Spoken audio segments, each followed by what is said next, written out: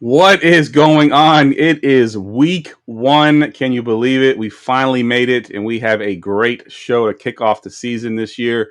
We're going to be doing the fantasy roulette. If you have not seen the show, the last couple episodes, we have a new format. Everything is randomized. All our topics will be randomized. Tonight, we'll be discussing some sit starts, who we like for week one, some of our top options for week one. We also have some players that you can add to your fantasy team last minute that could potentially be on waivers, sort of beat the waiver wire, so to speak. Of course, we'll do our forgotten fantasy player and our nonsense draft. Let's go ahead and get this show started.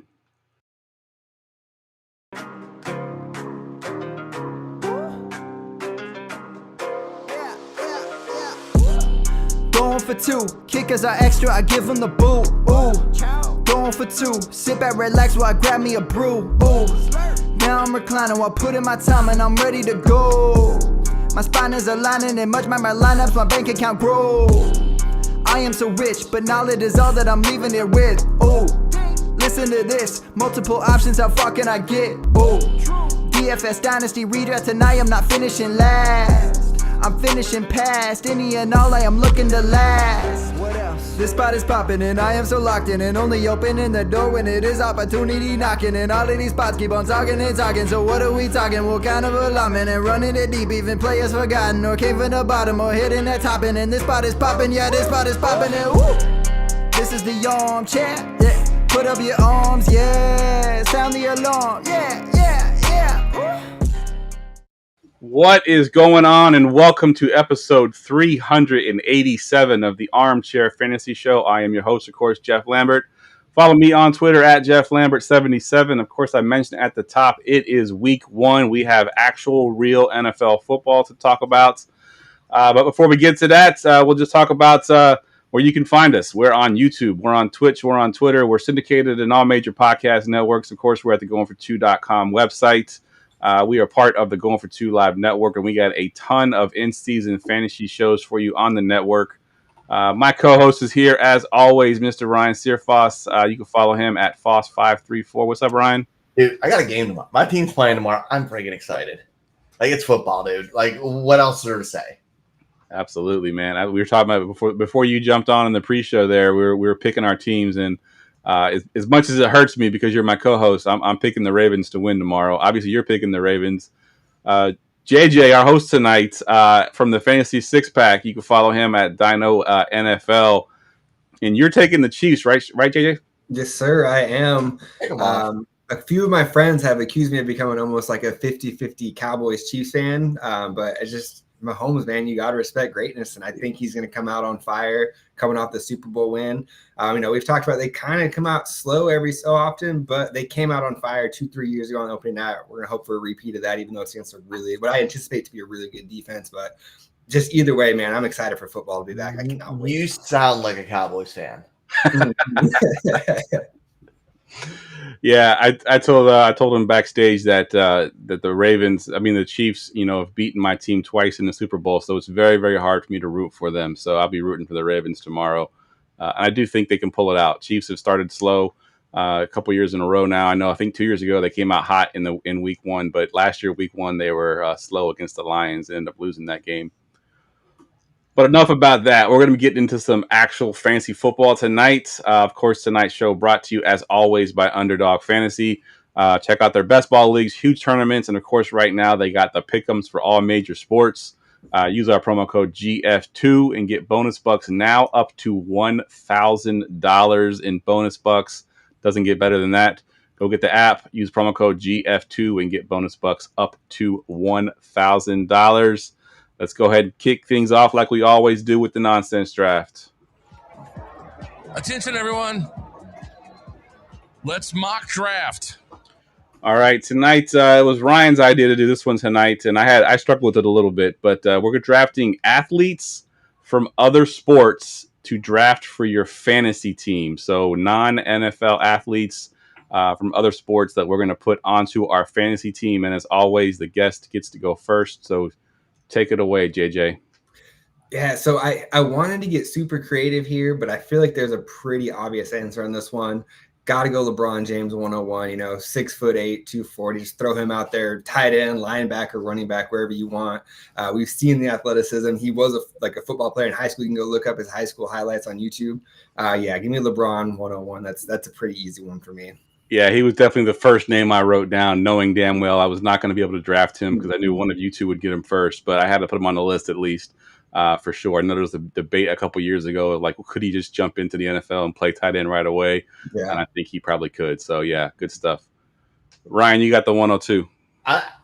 LeBron actually wasn't my 101, which is shocking, I know, because the age thing. I'm going with Anthony Edwards. He is an absolute athlete, freak of nature, can jump out on the gym. He's fast. Dude, he's a freak, man. Loves football too. Loves football. Yeah. He plays basketball aggressive, which I think would translate well. 100% would translate. I agree. All right. I got the 103 here, and I'm going to take a very similar body style and athletic style of LeBron, especially when LeBron was younger.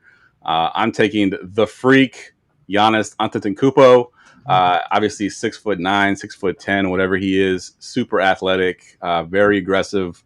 The body style, everything fits perfectly for a tight end. So I'll take the guy they called the Greek freak, Giannis, here at the 103. All right, back to you, JJ. Man, I was fully expecting to get Anthony Edwards as my second pick here, so I'm going to have to shift a little bit, but I got a good one here. We're going to go with Cincinnati Reds shortstop, Elly De La Cruz. We're going to put him out wide on wide receiver and teach him how to take the top off the defense. And we've seen him literally steal bases like he's on a Little League field out there. His speed would hold up in the NFL, I have no doubt. Yeah, give me Elly De La Cruz, and we're going to teach you how to play wide receiver. Nice. I like it. All right, Ryan, you're up. I'm kind of just sticking right now with the explosive NBA players and Ja Morant for all the same reasons of Anthony Edwards, but possibly even more aggressive. Yeah, that was on my choice. That was one of my choices as well. Actually, just the third name that I wrote down on there. All right, so I'm up at the 203, and this guy is probably going to be just in some very specialized packages because I don't think he has the body type to handle the NFL. He would definitely be just in the red zone, get in there for the red zone plays only, and it's going to be Mr. Victor Wembanyama because he's impossibly tall. Just literally throw a corner route to him. Who's stopping that, right? I mean, I know he can't take the hit. You give him one hit, he's probably done. But at his height and his athletic ability, you put him in the end zone, and he's going to catch the ball every time. So I'll take him at my 203 here. I like that one. Back to you, JJ. So when you got LeBron and Elly De La Cruz catching passes for you, you're going to score a lot of touchdowns. So what we're going to do is we're going to take Messi and we're going to teach him how to kick a football. He's going to be knocking home all of our extra points and kickoffs there, man. We are set right there. I want to get a little bit of special teams mixed in there. So nice. LeBron, Elly, and Messi, man. I was not even thinking kicker. I mean, why would I, right? It's GoingFor2.com, but that's a great choice for sure. It adds some excitement to the kicking game. I probably watch him kick a football. For fantasy, I always say kickers aren't real people, but for this draft, we'll let Messi be a real person. Yeah, agreed. All right, Ryan, what's your last pick here? I'm going with Mookie Betts. He's a super athlete. He was a 3 sports star in high school. He's uber athletic in center field. They showed him running routes versus Tyreek Hill with him playing DB and roasting him. He's an athletically gifted guy. I think he can translate. Yeah, I like that call. I like that. All right, I will wrap it up with probably one of the most versatile athletes in pro sports in general, probably generational. Shohei Ohtani. I figure he can play both sides of the game in baseball, being a pitcher and a really good hitter. Why not take football as well? He could probably play basketball as well. So we'll just give him to all the sports there. But I'll take him on my fantasy team for sure because of his versatility. All right, let's get into fantasy roulette. I need to get a drop for this. That's what I got to do for the next show, Ryan. I got to remind me I need to get a drop because it feels awkward going straight into the fantasy roulette here. Because my memory is great. All right. Yeah, exactly. All right, so if you haven't been watching some of our off-season shows, we are now doing a randomizer for our topics. Me and Ryan kind of get tired of the monotony of the week-to-week shows during the season because it's kind of the same thing every week. So to mix things up, we put everything now into a randomizer wheel, which I will go ahead and hit the first spin here and see what our first topic is going to be. All right. This person needs some help with their flex position. So his three options are David Montgomery, Devon Achane, and Chris Godwin. And he wanted to point out that he does already have Jahmyr Gibbs starting. So that adds a little bit of intrigue to the Montgomery pick there. But Ryan, who are you putting here at flex? Montgomery, Achane, or Godwin? I'm going Achane. We're going high upsides week one, trying to set a statement. I think the Jacksonville game will be a little bit of a shootout and could be fun. So I'd go with him. If I wanted to be safe and boring, probably Godwin. But you drafted Achane high for a reason. Don't overthink it. Yeah, I think I'm with you there. I see you nodding your head over there. Are you with that as well? Don't overthink it. Achane upside is way higher than anybody else on that list. Yeah. I think I'd be starting him even if I didn't have Gibbs for sure. Yep, I agree 100%. Yeah, Montgomery's the bottom of that list no matter what at any point. Yep, I agree. Interesting. I almost think I have Montgomery second, but for sure Achane clearly above the other two. Yeah, especially because of where you drafted him. It's week one. You don't have any of the, injury concerns or anything like that. It's week one. You drafted him. You might as well play him because you know what? I'd be pissed if I drafted him as high as I had to, didn't start him week one, and he goes out and scores like 3 touchdowns because I'd be pissed at that point. Don't ever think it. Start Achane. All right, let's go back to the wheel. All right, this one is from Dave Kluge on Twitter. He's Zach Moss is listed as the RB1 with Chase Brown as the primary kick returner on the Bengals official Week 1 depth chart. I want to talk about these two guys a little bit. Does this news change anything for you? Were you on the Zach Moss side? Were you on the Chase Brown side? Does it do anything for fantasy? We'll go to you first, JJ. Yeah, so of these two, I will admit, like over the offseason, I've been a little bit more on the Chase Brown side. So this news isn't awesome, but I kind of view it similar to the Kyren Williams news. Like, it's not great, they're returning punts, but hopefully your league turned on return yardage with the new rules that are coming on. So if nothing else, that's hopefully an extra 3 or 4 points a game, assuming they don't get hurt, which I don't think there will be a ton of injuries, just like kind of watching it in the preseason, the way the kickoffs are going to play out. So I'll still go Chase Brown just because I think the PPR upside, and that's mostly exact plan, so I could be a little bit biased towards that. So I'll go Chase Brown, but I mean, I think that at least to start the year, you're going to see a lot of Zach Moss, and it's going to be one of those things where Chase Brown's going to have to make up ground and take back some of that backfield as the season goes on. Yeah. What about you, Ryan? Where do you fall on this split here? I mean, I see the word panic after that. If you're panicking over these two bad running backs, that's on you. But like, it's going to be a 60-40 split or 50-50 split, depending on game plan week to week. I don't think either one of them, somebody you planned on starting or wanted to start, they're just kind of depth. If one goes down or something, maybe, but it's a mess, just like a lot of backfields. And Joe Mixon, who's a better running back, was super inefficient on this team, which offensive line didn't improve. I'm not excited about any of them anyways. So I don't know. I guess if I had to pick, probably Moss because of red zone and touchdown upside, but I think it's kind of gross either way. Yeah, I think you're right. You hit it the nail on the head there, Brian, with the fact that Chase and Zach probably weren't drafted as your starters. If they were, you did some extreme zero RB stuff there, and ended up with these guys or one of these guys. And you're right. You can make the argument either way. Chase Brown probably has the higher PPR upside, which we know in fantasy football is more important than the plotter.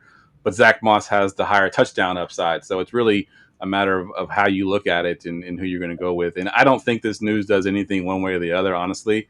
No. Unless you've got kick return yardage, like you mentioned, maybe you bump up Chase just a little bit more because of that, which most of my leagues that I commission do have kick return yardage in there. So it does help those guys. Side note, you mentioned about the Kyren Williams on the kick return.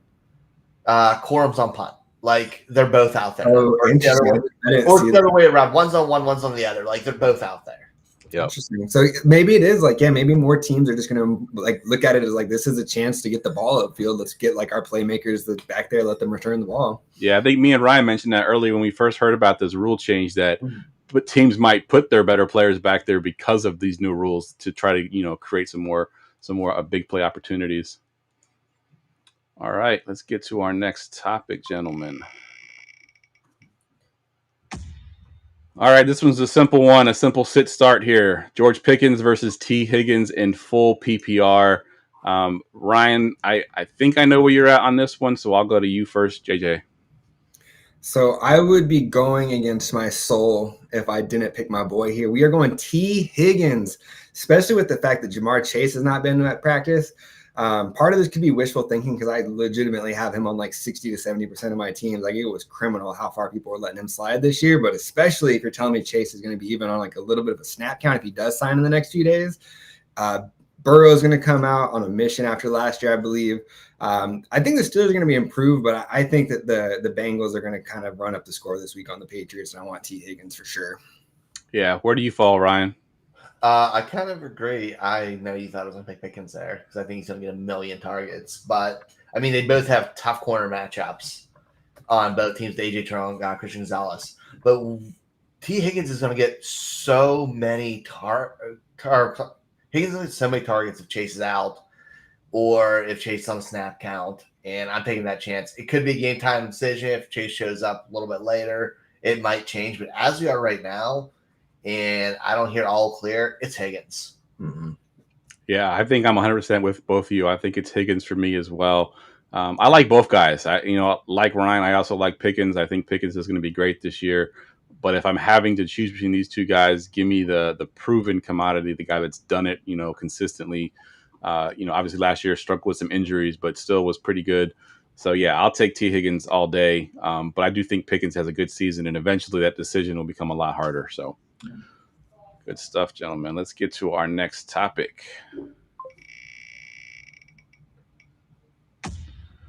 All right, another sit start here from Jay Deeds from our Discord. Which Panther do you want in your flex? Deontay Johnson or Chuba Hubbard? And it's a half-point PPR, which I think is key in this question here. I'll go to you first this time, Ryan. This is a little bit of a tough one. I'm trying to hold down the vomit for week 1. We're going from friggin' Zach Moss to this. It's sad. We're back, baby. It's regular season, baby. I'm probably going Deontay Johnson just because of the fact I don't think the Panthers are that good. They're going to have to throw the ball because they're playing from behind. And he's he's a proven weapon who can do it. And he plays underneath. He could be a nice little protection for Bryce Young early on. So I'm going to go with him reluctantly. All right. What about you, JJ? Yeah, this is a good question here. I actually think that the Panthers might be a little bit on upset watch. I think they might pull this one out. And I think I don't know. I'm just low on the Saints this year. And because of that, I think there's a chance that they could get up and be running the ball. We've heard their new head coach always says, never abandon the run. I think they're going to feed the rocks to Chuba Hubbard. I'm pretty sure I read Miles Sanders has like a finger injury or something like that. So that's not awesome to hear if you have, you shouldn't have him, but it's not awesome to hear if you were counting on him. But yeah, I think I'll go Hubbard here, but I do like Deontay Johnson as like a season-long play. I think the Panthers are going to be a little bit better than expected, and I think Bryce Young's going to bounce back a little bit. Yeah, so I'll be the tiebreaker here, and I think I'm also leaning Hubbard as well because it is half-point PPR. I think Deontay Johnson's going to get a ton of targets, but that half-point PPR makes it not quite as valuable. And Hubbard, I think, has the opportunity to fall into the end zone where I don't know if they get down close that they're going to pass the ball. They're not going to put the ball in Bryce Young's hand down close, so Hubbard could be the one to get the touchdown if it's available. So I'll like Ryan said, reluctantly, I will lead towards the Hubbard side. But really, either way, I think you could go and feel pretty good about it. But I think I'll take Hubbard here for week 1. Yeah. All right. All right. This is just more of a philosophy. It's hard to read there because the image wasn't great, but it says friendly reminder to the people that drafted rookies, and it's got the guy smiling all happy drafting rookies, and then it's like starting rookies and his face drops. So I just want to get your two opinion on starting rookies in week 1, even like the highly touted rookies, the Marvin Harrison Juniors, the Caleb Williams. They're still rookies. This is still their first NFL game. How nervous does it make you do it, and do you make decisions based on that, Ryan? There's a couple rookies I'm starting. Starting. Like Marvin Harrison is a full go week 1. Buffalo's defensive backs are just decimated, and I'm fully okay with starting him. I'm a little bit I'm probably going to take start Neighbors just off of where I drafted them and how drafts went, and Caleb. But a lot of the guys who you're taking like 8th, 9th round rookies, you're better off just chilling on them for a few weeks and get their footing, especially if they missed any time in the offseason or anything like that. I'm not starting them, just let them chill on my bench. But you're ones you drafted high. The thing is, you drafted them high, you're probably going to have to play them. Yeah. And I feel good about the rookie quarterbacks who are starting week 1 with Caleb and even Jaden Daniels. I'm good with Marv. There's questions elsewhere, but maybe Neighbors. But after that, I'm kind of relaxing on them. They're just kind of hanging out. Where do you fall on this one, JJ? Yeah, I mean, this is a bit of a cop-out, but like he said, it's entirely dependent on the rookie. Like I don't have like a blanket. I'm never starting rookies, or like, if I draft him here, I got to start him. But I was counting in my head, like Marv, he's a definite start. I'm good throwing Neighbors out there. I'm not a Daniel Jones guy, but I just think he's going to get peppered with targets, and I think he's going to add up the points there.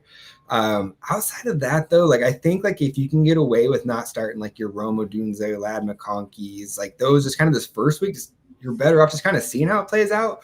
But then again, like some of the best values are when you take a chance on those rookies, like teams that took a chance on Sam Laporta last year, like they came away looking awesome. Yeah. So I'm not as scared of starting rookies as I used to be, but this first week, if I can avoid it, there's a kind of a select few. I'm good starting, but otherwise I'd like to see it first if possible. Yeah, that was one name I was going to throw out there is Lad McConkey, Brian. I know, he's going to get the opportunity there in that offense. Are you starting Lad McConkey anywhere just based on his opportunity, or because you drafted him late, you got somebody better to start, you think? I mean, I may have him starting in a league just because it's a deep league. We have a lot of players. I have a 16 team where I'm starting. Like if you're in a deep team, it's fine. I'm not really confident about it, but I do it. Like there's guys I'll start because I'm in deep leagues, but I may not be confident. Yeah. I think McConkey is the one that's sort of on the fence, right? I think the Keon Coleman's, Xavier Worthy's, all those guys I'm probably not playing. Lad McConkey was the one that kind of stuck out. Like maybe I could consider playing him just based on opportunity in that offense. So good stuff.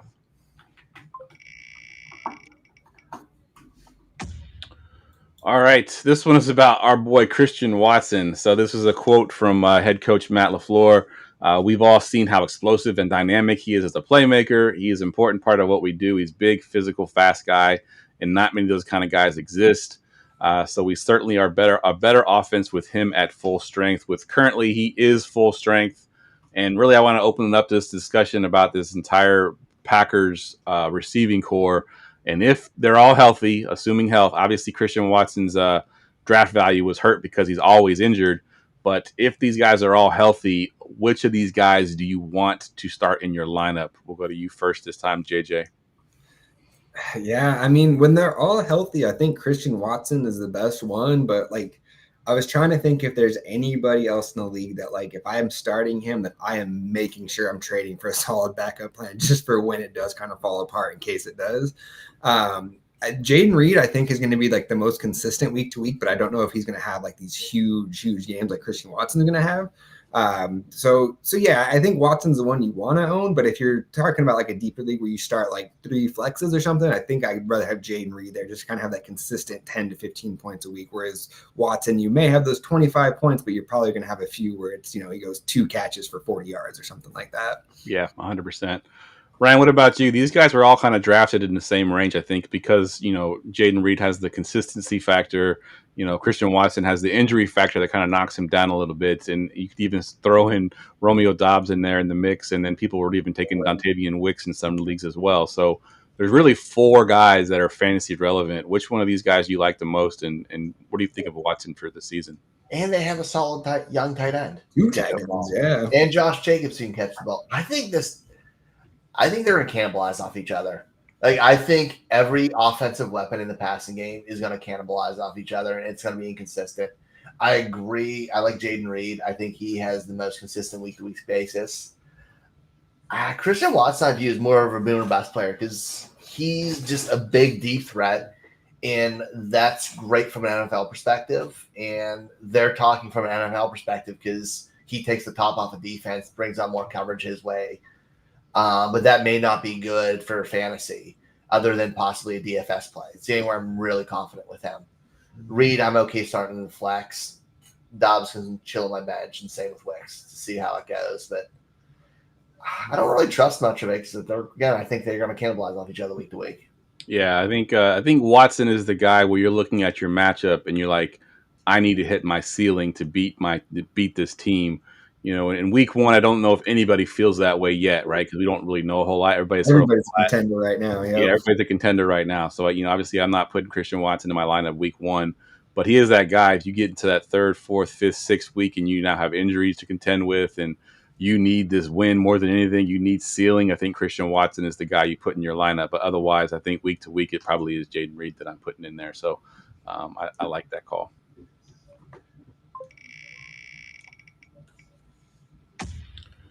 All right. This is going back to the rookies again. This is from Joshua Cho on Twitter. There's so many rookie wide receivers that can make an immediate impact. He lists a couple there: Marvin Harrison, Malik Neighbors, Roman Dunze, Brian Thomas Jr., Xavier Worthy. Even puts Jalen Polk in the there. Boy right there. Love Jalen Polk. Love Jalen. Man. Let's sort of cut the top off of the elite guys, right? Marvin Harrison, Malik Neighbors, those kind of guys. Let's look at the Jalen Polks, the Xavier Worthys, Brian Thomases, those kind of guys. Not necessarily for week one, but just for the season. Where do you fall? Obviously, you both said you like Polk, but do you like Polk for this season, or do you like Polk for the dynasty aspect of him? I think we'll see flashes this season. I don't think we're going to want to start him, but I think we'll see those flashes because they're kind of a mess right now with their offensive line, quarterback situation. But I think it'll be there. I'm really confident in Brian Thomas. He's listed as a starter out the gate. He's the wide receiver too. I think he's already better than Gabe Davis. And I know Christian Kirk has a good relationship with Lawrence, but I think Brian Thomas brings that deep ability, a little bit more size. I think he has a good year. I could see him in that 700 to 800 range and like 4 to 5 touchdowns and be very, very happy with it. I think Xavier Worthy is just super boomer bust. I think he'll have like 2 games where he catches like 3 balls, 130 yards and 2 touchdowns. And that's it. Like, I don't think there's consistency there. Yeah. So JJ, we talked to you about the couple of guys that he mentioned. And is there anybody that's not on this list that you like for the season? For this season specifically, and I agree on Polk. He's a dynasty player that I like. I think there's flashes this year, but once Drake May gets unleashed, that's when you're really going to see Polk take the step forward. I mean, really, outside of these guys, I mean, I think, like we said before, Ladd McConkey could have a decent year. Keon Coleman, I'm cautiously optimistic. Like, he's one of those that, like, when I came away from like watching film back in rookie season, I didn't love him, but I loved like the flashes that were really good. So I'm intrigued to see how they use him out there in Buffalo. But no, I think of all the rookies, like Brian Thomas and Ladd McConkey are the ones that have the best chance of making an impact. But I think for both of them, it's going to be stronger in like weeks 5 and on. I think it's a little bit of a slow burn. Not in terms of playing style, but think about like Rashee Rice's season last year, just in the fantasy points, how that worked out. Like kind of a slow burn, but then once he came on, like he was there. I think you're going to see similar things from Brian Thomas and Ladd McConkey.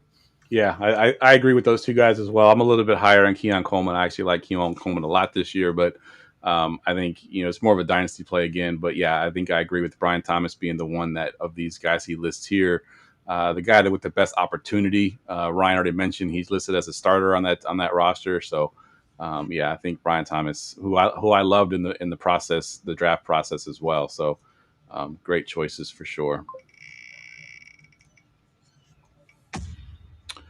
All right, this is from Molly Wings on Twitter.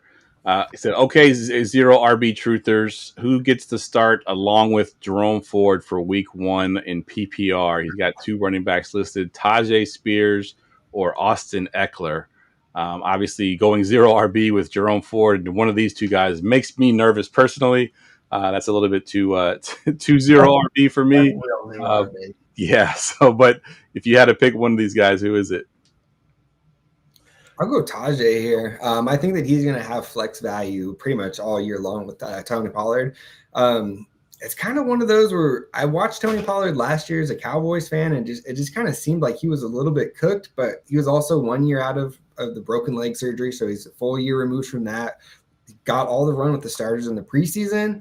That being said, I think he's going to have like a weekly floor of like 3 or 4 catches with it being PPR. I'm going to go Tajay Spears there. I think Brian Robinson's the best running back in Washington, and I think the gap's bigger there than it is between Pollard and Spears. I know Ryan liked to hear that because he loves Brian Robinson. I agree.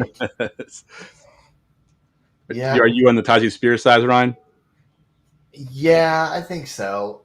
Only thing I was going to say is with Eckler, which scares me, is I think Jaden Daniels has more of a chance to break off a run, especially early on in his career, than dump the ball off to the running back, which we've seen time and time again with mobile QBs. So, yeah, I'll lean Spears because they're going to try to play ball control against the Bears with all those offensive weapons and, the Titans' lack of them. Yeah, I think I'm leaning Spears as well. Eckler, I kind of like because he has that nose for the end zone, but then Brian Robinson's kind of built better as a goal line back, so it's hard to say who they're going to get the ball to.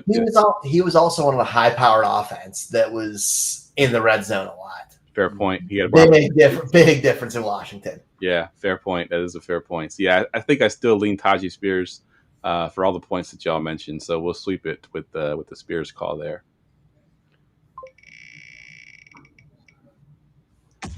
All right, here it is. I told y'all to bring these just in case this one pops up. This is from a vet on Twitter. Give me your hot take for the 24 NFL season, and I'll go to you first, JJ, because I know you have one prepped and ready to roll. I did. So this is one that's kind of like when I was typing it out, like I believe this is going to happen. So I don't even really feel like this is that hot, but everybody I've told it to is just like, you're insane. But so for me, Aiden O'Connell and Sam Howell will be taking over the starting quarterbacks by week 8 or sooner. Book it. Ooh. You heard it here first. I like it. So Geno and Gardner Minshew benched by week 8. Audi.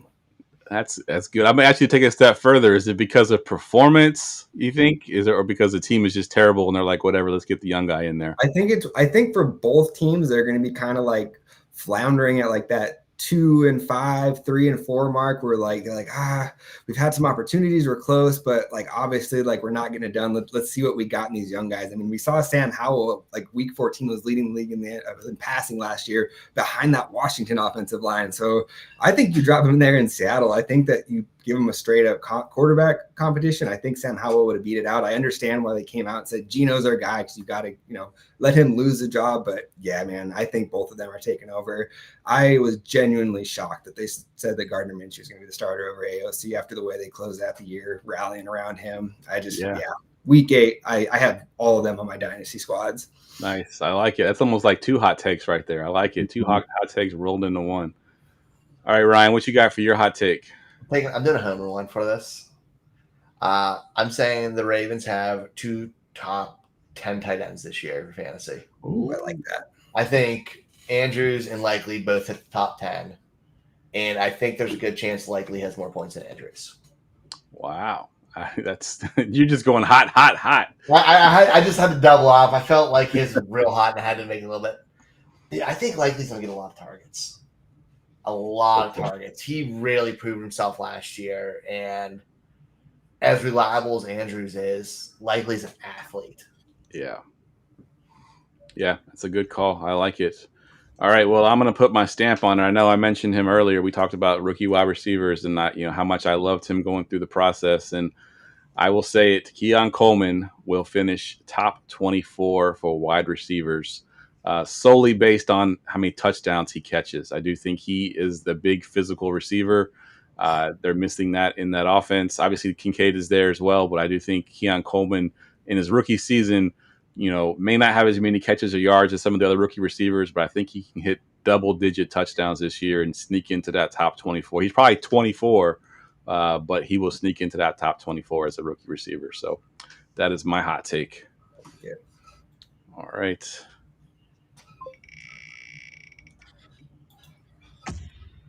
All right. This one is from Zax on the Discord. He says Corum was dropped in his league already because someone needed to add a defense. He says he has Kyron, How much fab of the $1,000 should I spend to get Corum? He says he already has Jacobs, Kamara, Aaron Jones, Ty Chandler, and he would be dropping Marshawn Lloyd to pick him up, which that part is key to me. I want to make sure to get that part in there. So where are you going with this one, Zach? How much fab are you dropping on Corum, and you got to drop Marshawn Lloyd to do it? We'll go to you first, Ryan. I'd probably drop 150 on him because I think in all reality, that's really not a big percentage of your fab. But it will feel that way to most people. And I'd make it like 152, just have an odd number. And are you doing it for dropping Marshawn Lloyd? Do you feel comfortable with Blake Corum as your handcuff over Marshawn Lloyd on the bench? So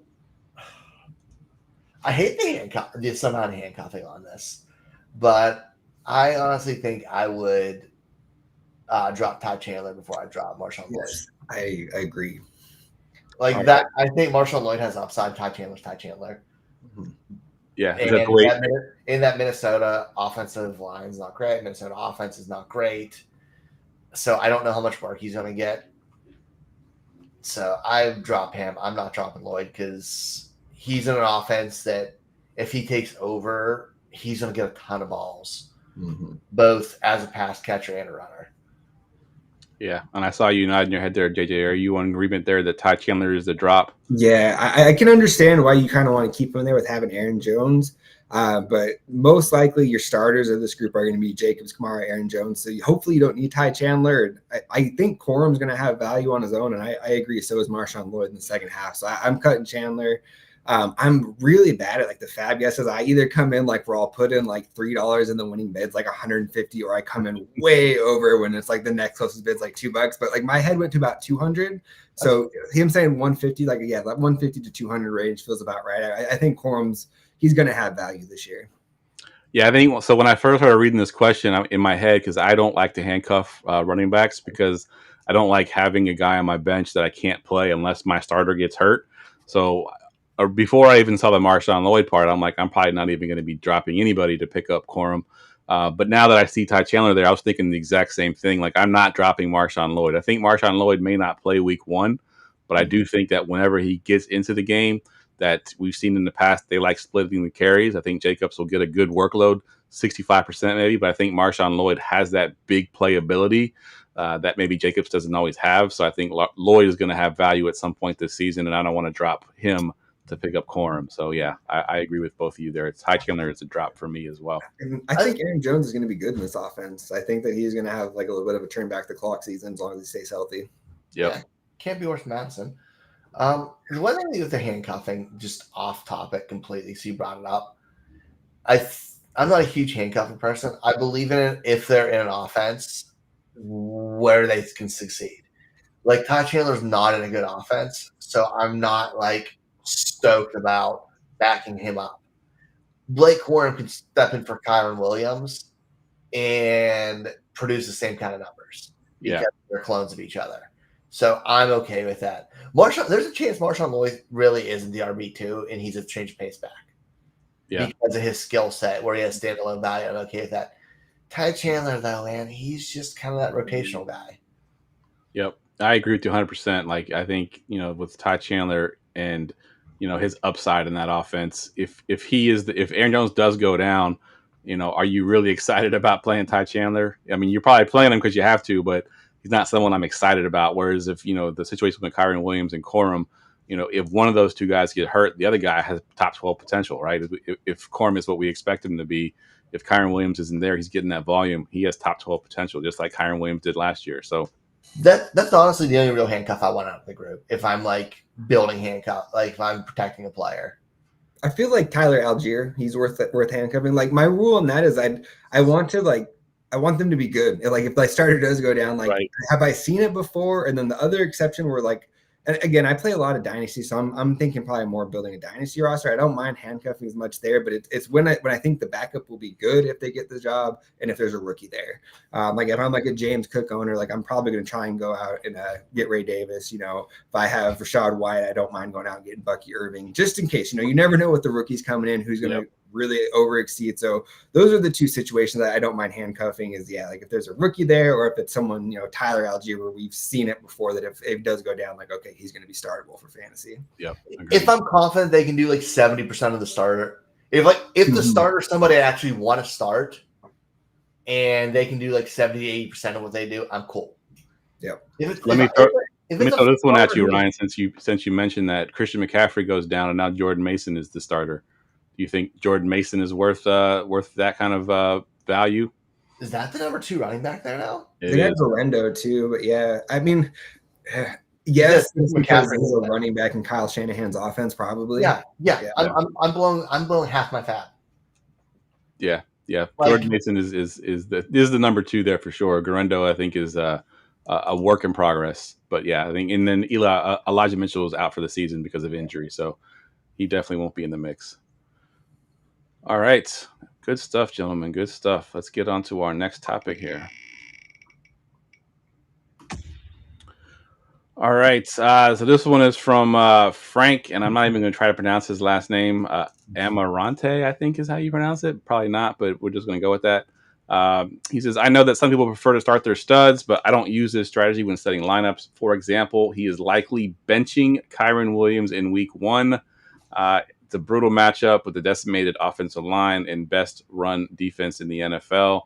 Now, it's tough because it doesn't say who he's starting over Kyren Williams, but I just want your gentlemen's thoughts on this as far as, obviously he drafted Kyren Williams probably second round, maybe even, snuck into the first round. He's pretty high drafted. He's going to bench him in week 1 based on the matchup alone. What are your thoughts on that, Ryan? Oh, I hate that. Like, matchups are all good and well, but the Rams are still going to compete, still going to put up points. He thrived in the red zone, and he has higher touchdown percent possibility than most players who you're probably going to pull off of your bench based off matchup. And it's week 1. We don't know. Yes, on paper it looks good, but things aren't always what they seem right away. Different players step up, different players adjust. It's too early to be cute. Yeah, I like that. I'm so against that. Too early to be cute. I like that. We're going to put that on a T-shirt.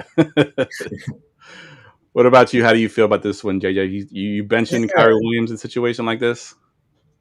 So I guess I'll preface this. I have Kyren Williams in one league out of 20-some because I wasn't really buying into him. But no, in general, if you paid up high, unless the player's injured or has been holding out Jamar Chase, you're starting your early picks. I don't see why you would bench them.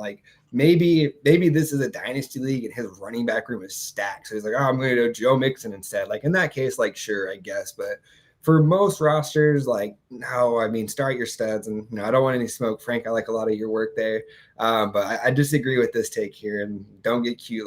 Adding to the times you don't get cute early in the year and in the fantasy playoffs, start your studs. Yeah, 100%. To me, it's the reason that they're quote unquote studs is because they're good against good defenses and bad defenses, right? I mean, you wouldn't draft a guy that's only good against the bad defenses, so you're going to be putting him in there no matter what. So, and like I said, he's probably a first or second round pick. I have a hard time benching my first or second round pick. If I'm thinking about benching him in the first week, then he's not a first round second pick to me, right? I'm not drafting him that high. It's just no way. So, I mean, I have 0 shares across 12. I have one, and it was a dynasty league. I got him at the end of round 5, pick 12. It was literally pick 60. Yeah. I was all right, at this point, I'll ride him for a year or two. But yeah, that's the only league I have him in. Yeah, I think we're sweeping that topic for sure. I can't imagine drafting a guy like that high and then not playing on week 1. Unless I have this crazy stud behind him. Yeah. Right. Oh, Frank, what's up again? Yep, there's Frank again. So now he's talking about way too much hype on my timeline over a former Broncos running back that was just cut. Of course, talking about Samaje Perine. Perine is now a Chief. He's going to be active for the game tomorrow. We know CEH will not be there. What are your thoughts on Perine this first week, JJ? Is there any chance in a league that maybe you had some injuries that you could be starting Perine? No, see, like I said, Frank, I like a lot of your work. I agree with you 100% on this one. I am not worried at all if I'm a Pacheco owner. Maybe now he only gets 18 to 20 touches a game instead of 22. Yeah, I mean, the Broncos running back room is on paper, outside of Javonte Williams, I'm not sure it's going to be great. I mean, there's another guy I kind of don't want to spoil. I like him there a little bit too, but yeah, I mean, we're talking about Samaje Perine here. Like he's going to be a guy that I think that if you give him, 5 to 8 touches a game, like he can probably do something with it. But he's one of those guys that when he gets 20 touches, I think you're going to see that efficiency go way down. Like you want to keep him fresh. Isaiah Pacheco's the guy there. If you same thing, start your studs. If you drafted Pacheco there, like this does not phase anything for me at all. Yeah, agreed. He's not taking away anything from Pacheco. What about you, Ryan? What are your thoughts on P. Ryan? Ryan's got the face of disgust right now. Imagine starting a running back in fantasy football who couldn't make the Denver Broncos roster. Like, that's absolutely disgusting. Yeah. He's not going to be anything this week. Probably not going to be anything unless something drastic happens. The Ravens' defensive line is enormous with Roquan Smith's behind it, just pounding running backs. It's a hard team to run against anyways. And he stinks. Let's be real. Didn't he have 2 years ago have a 4 touchdown game? I feel like that's what he's kind of lived on. Yeah, he had that one monster game that basically he's kind of created that. What 230-pound back hasn't had like a game where they fall in the end zone a few times? Like, let's be real here. He couldn't beat out Javonte Williams and Jaleel McClain.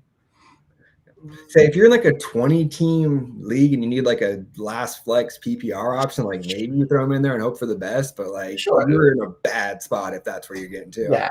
Yeah. I think he was a very popular in a 32-team league if I don't have to. Yeah, he was a very popular waiver wire ad in Scott Fishbowl today. That was for sure. He was everywhere. I wouldn't spend $1 a fab on him. I spent $8 a fab. I didn't win them, but I did put $1 on them just in case. Yeah, it's not even worth in the roster. CEH on the pup to start the year, like that's kind of the only positive he has going his way. But yeah, I mean, I think Pacheco is going to have a monster season, and this is not going to slow that down. Yeah, I'm with you 100% on Pacheco for sure. All right, this one's an easy one. Are you in or out on a Jalen Waddle bounce back season? And obviously, some of it last year was related to injury. I'll go to you first on this one, Ryan. Jalen Waddle, how do you feel about him this year? I like Jalen Waddle, man. I think last year was a little bit of a disappointment, obviously, but that offense is still pretty electric. Nice thing is that division got a lot better, and they're going to have to be more shootouts. And we're talking a disappointing season. He still had 1,000 yards. Yeah. The touchdowns were low. He left early 6 times. Like, just weird stuff. Yep. Yeah. He had 1,000 yards in 14 games and only 4 touchdowns. If you add 2 touchdowns, we're looking at him in a completely different light. Yep. If you add 3 more games, completely different light. He's in a high-powered offense, and he's going to get targets. There's no point of worrying. Take advantage of it. Be happy about that lower ADP you got him at this year, because it's probably not going to be this low for a while. Yeah, I was just going to point that out. Like last year, I think we were so excited about him. I think he may have even snuck into some top 12s, along with Tyreek Hill. And it might have been too expensive, where I think now they've, almost flipped completely, where his ADP has dropped to the point where now he's probably a value in your draft, but he still has that potential, wide receiver type numbers for like in that Tyreek Hill range if he has a game like that, throwing a few touchdowns. Yeah. Are you in the same? Oh, sorry. 5 catches and 72 yards a game. Sign me up. That's a wide receiver too. I'm really happy with that. Let's not overreact. Not everybody has to be a top 12. Yeah, and I don't have the ADP pulled up in front of me, but I know in a lot of my drafts he was going pretty late there. Yeah. People have kind of fallen off on him. Round 3-4 range, yeah, definitely. Yep. But yeah, I'm in on him too. I think he's an awesome target if you're in a league where you decide to go like running back early, or super flex, you grab a quarterback and then Sam Laporta. Like he's an awesome guy to come back around as to grab as your wide receiver run in like the 3rd or 4th round there. Yeah, I think this offense is going to be awesome. The one thing I will say is I feel better about him if I could start him as my flex as opposed to like my wide receiver 2 in most cases. Just there's a lot of talented players there. I think Jonnu Smith is probably going to have 1 or 2 weeks where he's the guy that gets a long touchdown. I like Malik Washington behind them. They got 3 running backs there that are going to, maybe even 4. They love Jeff Wilson there too. So I just think there could be a few down weeks. So ideally, he's more of like my flex. But if he's my wide receiver too, I don't feel bad about it by any means. You know what he is? He is new Tyler Lockett. Like he's gonna get to 1,000 to 1,300 yards every year. It's gonna be in chunk games. Like we always talk about that boomer bust player who's gonna win you a week in fantasy or be like barely playable. He's that. That's like Tyler Lockett was. He's like the god level Tyler Lockett, hopefully. Like that very top level. Like we're gonna see 140-yard games. 3 or 4 of them this year, 120 yards, huge games. Then we're going to see games where he has 4 catches for 46 yards because they just ran a couple screens to him. And that's just what you're going to get. But if you have a solid wide receiver one and you need that guy who can win for you, he's perfect. Yep, agreed. All right, let's see what our next topic is. All right, so this one is from Fantasy Football Dudes. Name a wide receiver in fantasy football that people should not be sleeping on. He names Deontay Johnson, who we already talked about. But is there a guy that you think is being slept on right now that should not be slept on? We'll go to you first this time, JJ. Again, I'm a big dynasty guy, so it could be my brain tainted a little bit from how the drafts went all year. But I think Rashee Rice, man, like, I can understand why people were fading him in drafts early just because it seemed like it was just one thing after another. But I haven't really seen the ADP correct. Like I just got him in like the 8th round of the starter of a redraft league the other night. So like you could still get him at a value in a lot of leagues there. So I'm going to go Rashee Rice. I think that he's going to have a pretty big year. And if there is a suspension, it's going to be next season. You don't have to worry about it at all this year. I like it. I like Rashee Rice. We talked about him a couple times just recently about, his ADP not really adjusting based on the fact that he's not getting suspended, where you're getting that discount earlier in the season. What about you, Ryan? You got a sleeper receiver that you want to call out here?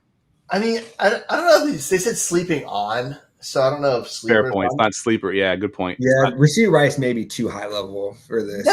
No, I think that's perfect for it because he dropped because of him. This player I'm going to have in that same range. And I think the ADP just kind of he got hurt last year, missed some time, and we just didn't react well. That's Cooper Kupp. He has become such a value in fantasy. He won the Triple Crown receiving 2 years ago and just missed a few games last year. And Puka Nacua happened to blow up. Bro, he's still Cooper Kupp. He had 95 targets in 12 games. Yeah. No, he gets fed the ball. Like, we need to not overreact to him. And he's fallen, 6th, 7th round now? He's such a value. Yeah. A very key piece of evidence that I want to know is him and Matt Stafford still having breakfast together, because that's the important thing, right? If they're still eating breakfast together. So which running back is getting invited? Yeah, exactly. All right, so I went a little deeper than the two of you to get my guy that's being slept on a little bit, and I think it's because of the uncertainty of the receiver core in general. We don't know which guy. Keon Coleman again, aren't you? No, I'm not going Keon Coleman again. I'm going Joshua Palmer. I know we talked about Ladd McConkey as the rookie there. You got Quentin Johnson, the rookie from last year there. But Joshua Palmer, whenever Keenan Allen and Mike Williams were out of the lineup, had always shown up there, and I think he is sort of the incumbent guy. He's the guy that's kind of boring, honestly. He's not the super exciting player, but I think that Herbert trusts him. He's been in that offense long enough that I looked it up. He's currently going as wide receiver 48. That's super, super late, and people are just kind of overlooking him because there's sexier players in front of him. But I think he could end up being the receiver 1 in that offense, and I think the offense is going to be pretty good. So I'll take Josh here. All right, let's do see, we got time for maybe one more. Let's do one more topic here. All right, this one is from Tip Major on Twitter. This time next week, week 1 games will be in the books. Who do you think will finish number 1 at each position for week 1? So we don't have time to go through each position here. So I'll just kind of open up to you. You pick the position, and who do you think will finish in the number 1 spot after week 1? And I'll go to you first, Ryan. Oh, we're talking about the new skinny Lamar Jackson, QB1, maybe. They're going to be in a shootout this week. Nice. So you think it's going to be a shootout? You think Lamar does it with his legs? Oh, I think Lamar's going to use his legs. He's down. They said he's fast as he's looked since Louisville. He's going to put up some fantasy points with that. Nice. I like it. Where are you going here? With what position you going with, JJ, and who do you like? This is one I actually am like super prepared for. I have like a boring answer and then like a kind of a sleeper answer for each of these positions here. So we'll go wide receiver. My boring pick here is I think CeeDee Lamb. I think he can come right, just pick up right back up where he left. If you want someone a little bit like not as boring, I think Mike Evans against the Washington secondary could have a pretty good week this week. I like it. I like it. Since you have a couple more names there, you want to give another position as well? Yeah, let's do it. So I got running back 2, my boring pick. I think Josh Jacobs, he's the only running back standing basically. A little bit more of a fun pick, Joe Mixon. Like him there too against the Colts. Good stuff. Yeah. Ryan, you don't like that one or you do like that one? No, I like that. It's fun. Yeah, good stuff. Yeah. So I had as my quarterback one, sort of in the same vein as Lamar Jackson, but I'm taking Kyler Murray. Kyler Murray, I think we underestimate how good this guy is. I mean, I think he's going like quarterback 9 or 10 in redraft leagues, and whenever he's healthy, and by all means, right now he is fully healthy. The rushing ability is there, the passing ability is there. He's got Marvin Harrison Jr. He's got Trey McBride. Even Michael Wilson is a pretty good receiver as a receiver too. So I'm gonna take a little bit of a dark horse here and go with Kyler Murray as my quarterback one. How wild would it be? My quarterback I had written down in my fun one, Jared Goff against the Rams in a dome. Oh yeah, that's a good one too. I think that he could be a sleeper one to come out there with 3 or 4 touchdowns. I got a running back for it. Ken Walker against this terrible Denver team. They're probably going to play the league. Their coach has been gassing him up with how good he looks. He's a legit 3-down back, and we got real scared about Charbonnet. And he showed last year he's the man. He's still that guy. Yeah, I'm gonna go with the dark horse there. Stick with that same team for receiver. I'm gonna take DK Metcalf. I think DK Metcalf can get 3 touchdowns in that first week here. I know he's gonna be shadowed by a pretty damn good corner. But I don't know. I love DK Metcalf, and I could see him. Is it likely to happen? Probably not. Plenty of guys in front of him that are really, really good receivers. But I just have this thought that DK Metcalf's going to come out super hot this year, and I think it could be a 3 touchdown type game for him. I'll throw out a tight end too, since none of us had one there. Kind of in the same vein there with Jared Goff. I think Sam Laporta is a really good bet for the tight end one there. Playing the Rams, just traded away Ernest Jones. Kind of like I'm a little bit like, who's going to guard him over the middle there? I think that there's a chance that like Laporta could just have like 9-10 catches, 120 yards and a touchdown or 2. I think Goff and Laporta, I'm firing them up if I play DFS, like for sure. Love it. Yeah, Mr. Scampers has got one in the chat here. He says, if you're fading Kyron against the Lions rush D, then Stafford is an easy pick for QB1, and I could see that. Obviously Stafford loves to sling it, so yeah. For sure, like that one. I think Kyler's another one. I could see at the QB1. Buffalo's going to be shootout again. I talked about their defense being bad before. Kyler, we forgot how good he is, especially with his rushing upside. He can put up some fancy points, especially in a game where he has to sling against Josh Allen. Yeah. Shows how much Ryan listens to me, since that was my pick, but that's all right, Ryan. I was zoned out for a second. I think David Njoku is another one. Just kind of same thing. The Cowboys linebacking core kind of makes me a little bit nervous this year. I think that David Njoku could have a pretty good game, just work in the middle of the field. Yeah, I like that. Good stuff.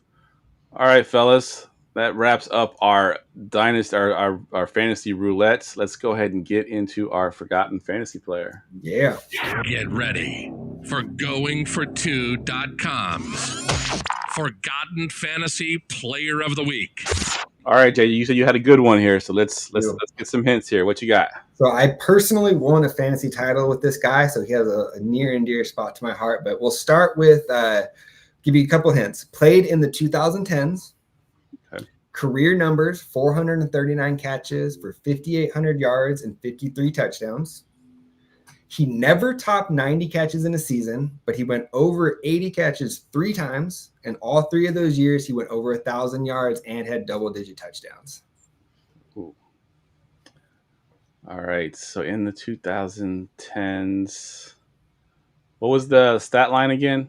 439 catches. This is over the career. 439 for 5,800 and 53 touchdowns. Eric Decker. What? Are you kidding me? Wow, that was a great guess. Holy cow. Wow. Let's go. Oh, yeah, good guess. Ryan is in full-on regular season mode. I love it. Wow. I love it. What was it that like clued it off? That was impressive. I thought that was going to be a good one.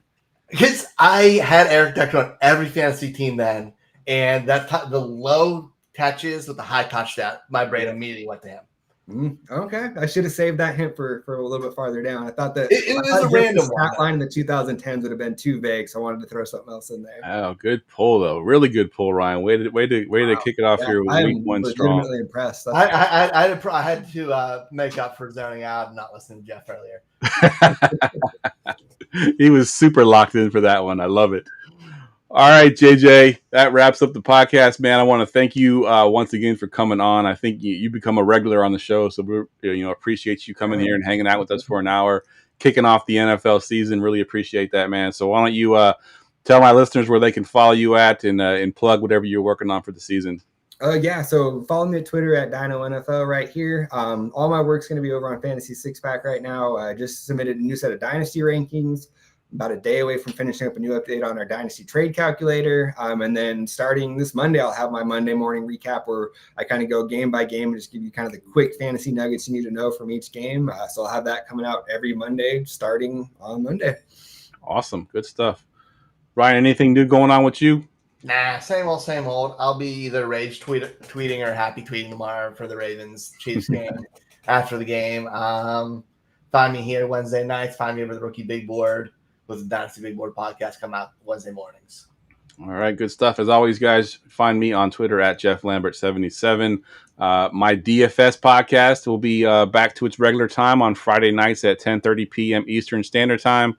We got some great guests lined up this year, and Gerson is making his return. He took a year off, but he's going to be back for the DFS podcast, so check us out right here on this network.